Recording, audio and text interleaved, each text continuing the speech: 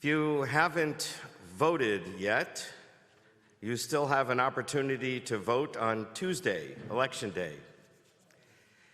This is the once in 4 years opportunity for Americans to select the next leader of our country. What criteria will you use when you make your choice? What are you looking for in a leader?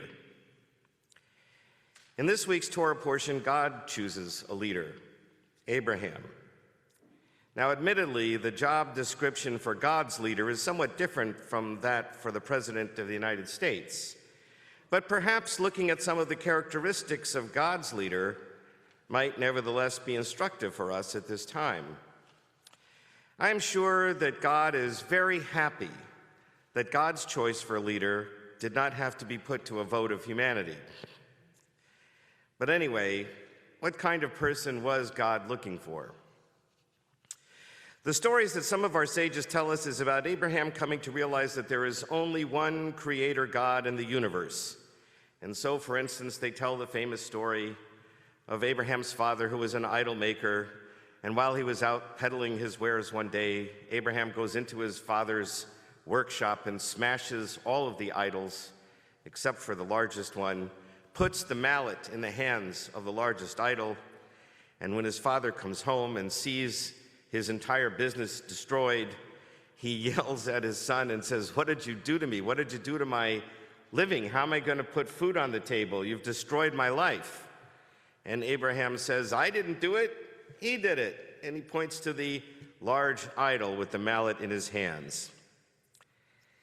The idea behind that story, which is not in the Torah, is that everyone in Abraham's day were idolaters, and what God needed was someone who recognized that idolatry was a graven mistake, pardon the pun. God needed someone to recognize God's uniqueness, God's omnipotence, God's singularity. But these stories about Abraham coming to recognize the unitary creator are not in the Bible. So what does the Bible tell us about Abraham? Since the story of creation, God has hoped that humanity would take charge of the planet, God's magnificent creation here on earth, with all of the various vegetation and animal life, the flora and fauna. God wanted a creature that would be responsible for making sure everything remained beautiful, that there would be abundant food for all creatures, that the air would remain fresh and clean, and the water would remain pure and sparkling. But most important, that this creature, humanity, would nurture and care for each other. That didn't happen. In fact, just the opposite. Humanity committed all kinds of atrocities against each other. And so, God destroyed the world with the great flood, and he started all over again with one family, Noah, his wife, and his 3 children. But that too ended in disaster at the end of last week's Torah portion because humanity engaged in a building project. Not just any building project. The way our sages understood it, they were trying to create a name for themselves and storm the heavens to be like God. In the process, they crushed individual human beings. Greed, the pursuit of unbridled power, and the quest for fame and glory squelched the recognition of the preciousness of each human life. And so, God destroyed that society and scattered humanity across the planet. And now, as our Torah portion begins this morning, God is going to try one more time. The plan is to enlist one person, one individual, who has the unique characteristics that God is looking for to be a role model for humanity about how to live a good life. And the question is, what were those characteristics? What did God want to hold up as a model for us about how to be a good human being? What does God consider to be the ideal exemplar for the creature God chose to rule the planet? As I have come to see the Torah over the last few decades of reading it over and over again, it seems to me that it is structured on two axes of morality: justice and fairness on the one hand, and kindness and compassion on the other. Thus we have commandments like justice, justice shall you pursue. You shall have just weights and measurements. You shall have one law for the citizen and the stranger in your midst, and countless others that speak to honesty and fairness in our dealings with each other. And on the other hand, we have commandments like, you shall love your neighbor as yourself. You shall love the stranger who resides among you. Shoo the mother bird away from her nest before you take her young ones. And countless other commandments that ask us to show kindness and compassion towards each other, and really towards all creatures. So God is looking for one person who demonstrates both characteristics, justice and fairness, as well as kindness and compassion. And Abraham, it turns out, is both of these. Abraham is just and honest. He argues with God about the righteousness of destroying two cities, Sodom and Gomorrah. Imagine, God tells Abraham, I'm going to destroy these two wicked cities. And Abraham has a chutzpah to argue with God. What if there's some just and kind people in those cities? Are you going to destroy them along with the wicked?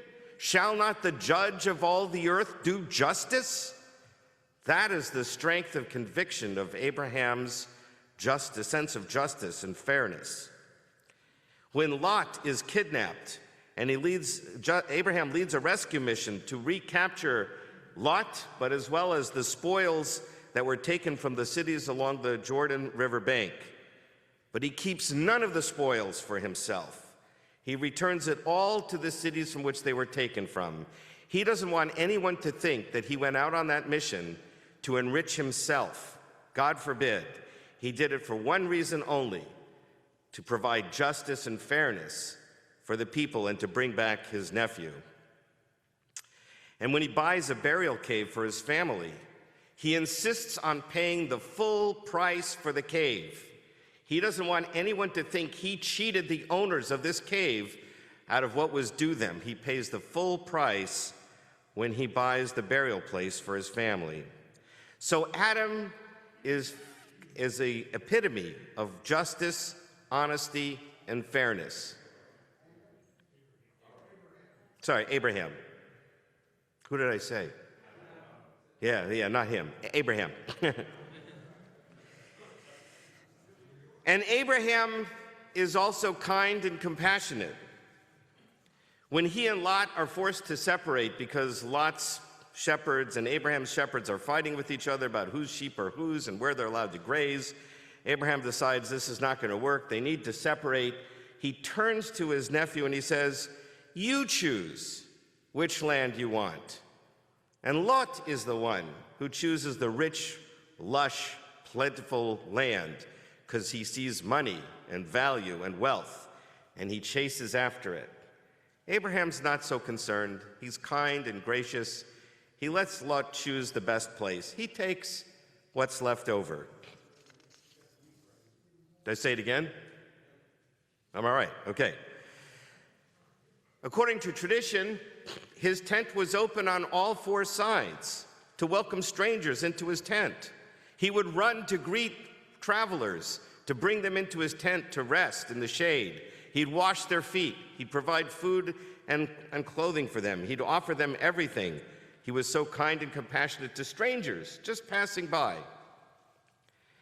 And when his wife, Sarah, tells him to banish Hagar and his son Ishmael, he's concerned for them. And it's only after God promises Abraham that God himself will look after Hagar and Ishmael that Abraham says, okay, I will let them leave. He has compassion for everyone. Thus, Abraham is the perfect person for God's work to train and to establish as a role model for human behavior. Is he perfect? No. We would have many things that we could say to criticize Abraham. No human being is perfect. But the point is, he had a strong sense of justice and fairness on the one hand, and kindness and compassion on the other. And those two characteristics were precisely why God created human beings in the first place. These are the qualities that God hoped humans would possess in order to create a world in which these values would be pervasive. In the next book, Exodus, the story will continue when God decides to expand the human experiment. Then God will work with a nation instead of just an individual. And God will provide detailed guidance in the form of commandments that will attempt to create a just and compassionate society, not just a fair and kind-hearted individual. That society, the ancient Israelites, were supposed to be an example for other nations. But once again, they will not be perfect, and they will make many mistakes. Our mission today is to take up that challenge and to try and do even better. And when we vote for a leader for our nation, we will hopefully seek one who carries these characteristics as well. Shabbat Shalom.